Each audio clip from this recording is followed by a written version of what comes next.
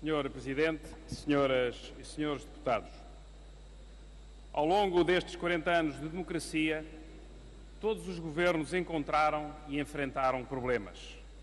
Hoje, temos pela primeira vez um governo que se demitiu de governar. O atual governo, confrontado com o fracasso da sua política, está em greve de zelo. Terminou. Os sinais do fracasso começaram com as demissões de dois ministros-chave das áreas de governação-chave para este governo, as finanças e a economia. Demitiram-se e demitiram-se com estrondo, tornando públicas as razões das suas demissões: a impotência, o fracasso, os resultados das suas políticas, em particular no aumento do desemprego.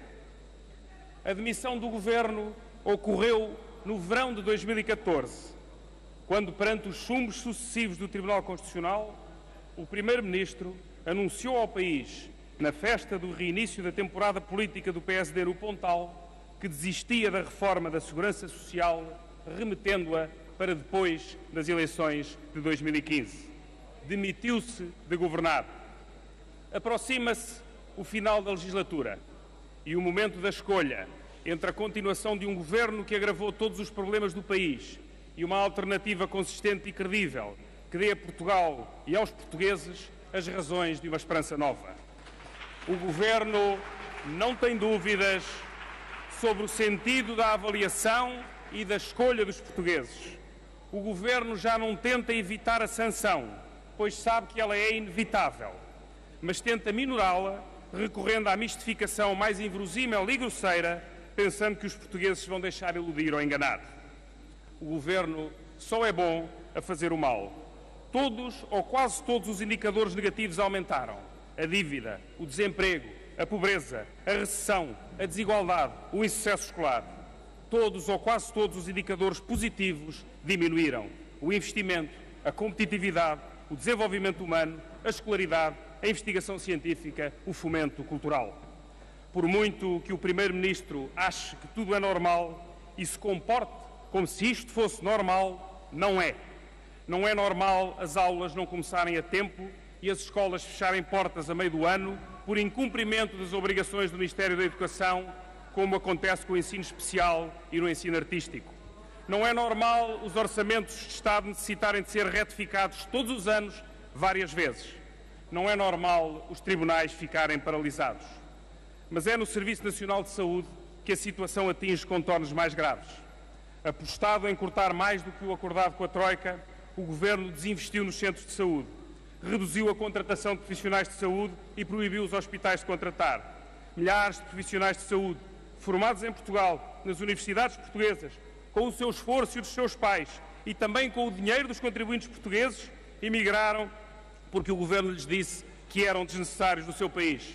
Agora o Governo, perante o desastre e as suas terríveis consequências, tenta emendar a mão e pede aos hospitais que contratem mais profissionais. Na mesma lógica de controle de danos, o Governo, que nestes 3 anos extinguiu milhares de camas do setor público, vem agora pressurosamente anunciar que quer abrir 600 novas camas. No Instituto Nacional de Emergência Médica, duplicaram os tempos médios de espera pelo entendimento de chamadas.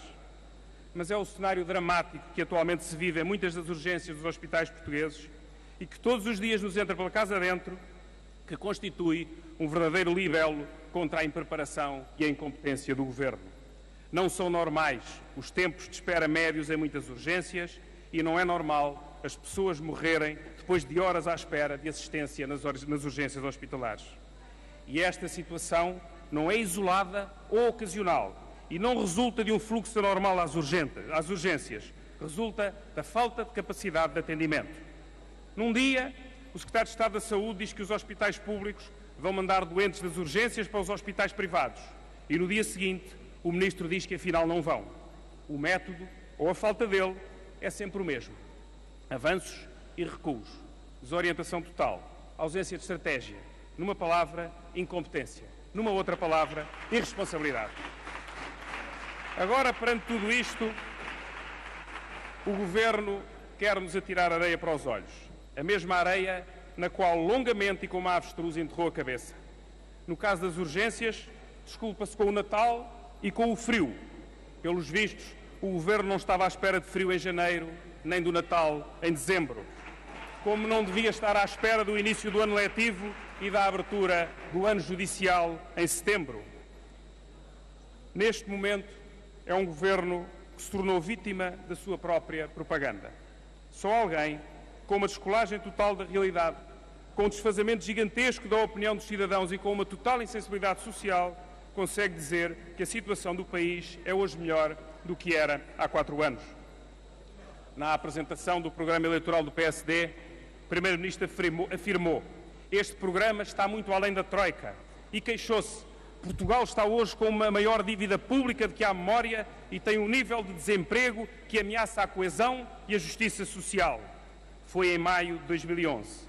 Pois hoje, quase 4 anos depois, Portugal tem de facto a maior dívida pública de que há memória e tem mais desemprego do que tinha nessa altura. Este Governo falhou, e falhou clamorosamente naquilo que assumiu como a missão principal e em nome do que sacrificou os portugueses. Bem pode o Vice-Primeiro-Ministro gabar-se do crescimento das exportações e fazer os números de propaganda que quiser, mas a verdade é que 2014 foi um dos piores anos de crescimento das exportações dos últimos 20 anos, o 5º mais fraco. E embora a Europa, o nosso maior mercado, tenha voltado a crescer em 2014, as exportações de bens travaram e o seu comportamento nos últimos meses tem sido medíocre. Bem pode o Vice-Primeiro-Ministro fazer de conta... Sr. Deputado. Termino já, Sr. Presidente. Bem pode o Vice-Primeiro-Ministro fazer de conta que está muito contente com o aumento do peso das exportações do PIB nos últimos 5 anos. Mas esta tendência de crescimento já vinha de trás, mesmo quando também o PIB crescia. Agora o peso das exportações aumentou, também porque o PIB caiu, não porque tenha crescido mais depressa, mas antes porque os portugueses e o país ficaram mais pobres. No plano económico e no plano social, ao nível global e ao nível setorial, no domínio nacional e no domínio internacional, a ação deste Governo tem um nome que a descreve e a caracteriza: fracasso. Não há eleitoralismo que o salve. O Governo... Quero terminar, Sr. Deputado.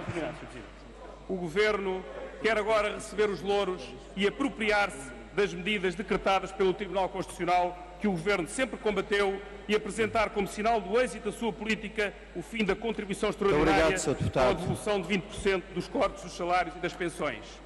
Esta devolução foi feita por determinação do Tribunal Constitucional, contra a vontade e contra a estratégia do Governo. Muito obrigado, Sr. Deputado.